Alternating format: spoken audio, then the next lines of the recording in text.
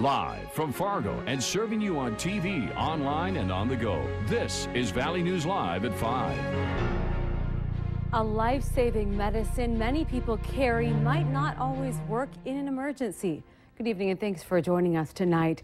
Just days ago, emergency officials say a woman was stung by a bee near Hawley, Minnesota. She was injected with an EpiPen, but it didn't work. It was expired.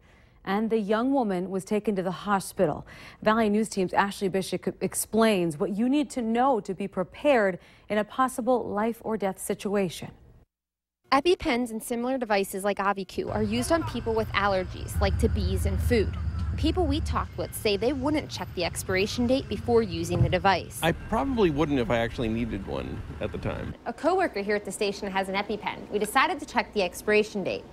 It expired more than a year ago, in May of 2014.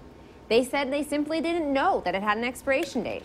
They have a 1-year expiration date, and usually we say people should get them renewed after that time because the manufacturer can't guarantee that the drug is still bioavailable, that it still works. EpiPen has an expiration date stamped on it and a window that shows you the fluid. The fluid should be clear, not cloudy or have flakes inside. Allergist Chris Cleveland says they have tested the devices past the expiration date. The medicine does still work even for a few months, but the amount is variable. EpiPen and AviQ are heat sensitive and should be kept in cool, dark places.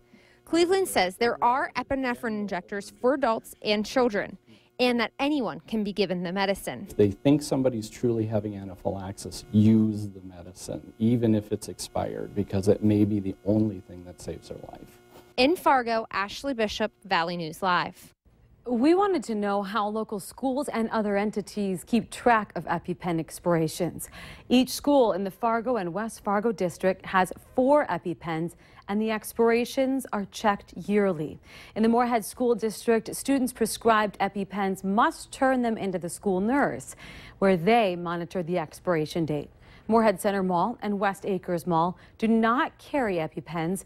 West Acres adds, though, they do have staff trained in administering the device if it's needed. We have some new information now. Moorhead police have released the name of the 23-year-old man believed to have died from an apparent drug overdose. His name is Jordan Larry. Officers were called to a home in the 700 block of 22nd Avenue South just before 8 this morning on a medical call. Larry was already dead when emergency crews arrived. Police say it appears drugs were involved, but say an autopsy will confirm the cause of death. Heroin was found in the home. To our weather now, it sure is hot out there today. In Fargo, we hit 90 degrees. Let's head over to Hutch to see what we're in for tonight. Hutch? Well, we are very clear across most of the valley. A few clouds in the far south and east, but it looks like any showers or thunderstorms will remain to the south and east. A couple of those storms could be strong tonight as they approach the Twin Cities. We have gotten downright chilly out there compared to our high of 90 so far. It's now 89. As we cool off this evening, it looks like it will remain hot with fairly light winds. And we'll expect this heat to stick around for some time. Your evening planner does show that we stay in the 80s all the way through sunset. Then beyond that, 70s. It's not nearly as muggy outside, and because of that, it looks like more hot weather could be on the docket. I'll have details on a hot week and tell you about some storms for the holiday weekend here in just a couple of minutes. Chilly? I don't know if 89's chilly. No, but we've definitely cooled off a touch. We have. Yes. All right. Thanks, Hutch. 2 women have been arrested in a meth bust in northwestern Minnesota. It happened in Red Lake Falls, and unfortunately, they're the latest statistics in a problem that affects our entire region.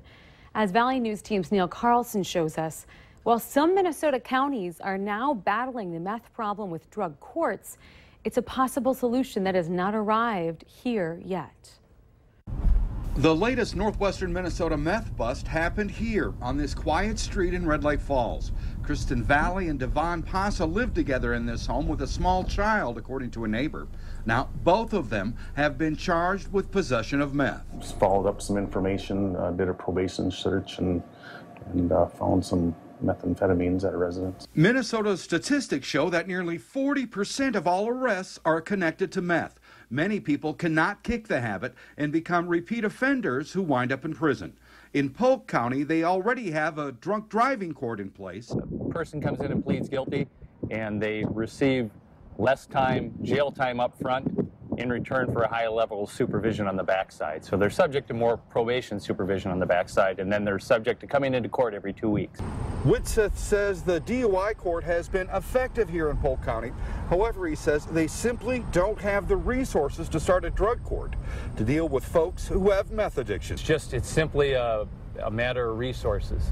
These things take resources. They take time from our office, they take time from judges and court staff, and they take time from probation, and we simply don't have the resources to do that in all the other jobs we do.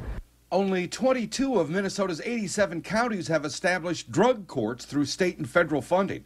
At this point, there are none in our viewing area that specifically deal with the crime problem of meth by dealing with the problem of addiction. In Crookston, Neil Carlson, Valley News Live. Officials say the number of meth labs across our region is down in recent years. However, there's still a lot of meth being smuggled into North Dakota and Minnesota.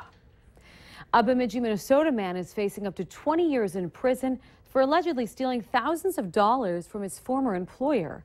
Thomas Kaplan, who's 60, is charged with 1 count of felony theft.